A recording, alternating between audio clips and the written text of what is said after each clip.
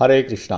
தெய்வ திரு ஆச பக்திவேதாந்த சுவாமி ஸ்ரீல பிரபுபாதர் விரிவான பொருள் உரைகளுடன் அழிய ஸ்ரீமத் பாகவதம் காண்டம் 3 பகுதி 1 பராமரிப்பு அத்தியாயம் 7 விதுரரின் தொடர்ந்த விசாரணைகள் பதம் 5 தேட்சத காலதோ யோ சாவ் அவஸ்தாத ஸ்வதோன்யத அவிலுப்தாவபோதாத்மச யுஜ்யே தாஜயா கதம்.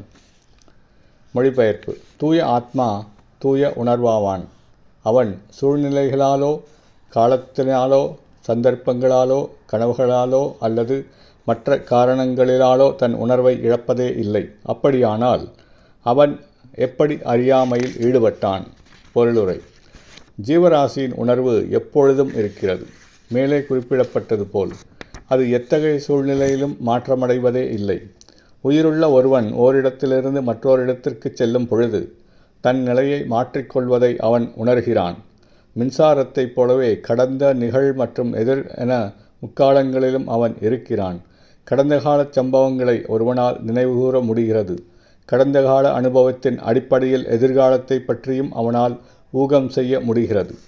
பலவிதமான சூழ்நிலைகளில் வைக்கப்பட்ட போதிலும் தனது சுய அடையாளத்தை அவன் ஒருபோதும் மறப்பதில்லை.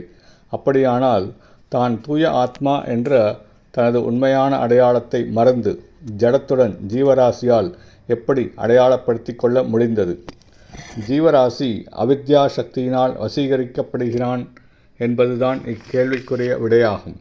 இது விஷ்ணு புராணத்திலும் ஸ்ரீமத் பாகவதத்தின் துவக்கத்திலும் உறுதி செய்யப்பட்டுள்ளது. ஜீவராசி பகவத்கீதையில் பராப்பிரகிருதி என்றும் விஷ்ணு புராணத்தில் பராசக்தி என்றும் குறிப்பிடப்படுகிறான். அவன் பரமபுருஷரின் பின்ன பகுதியாக உள்ள மிகச்சிறிய சக்தியாவான். சக்தியின் பிறப்பிடம் அல்ல.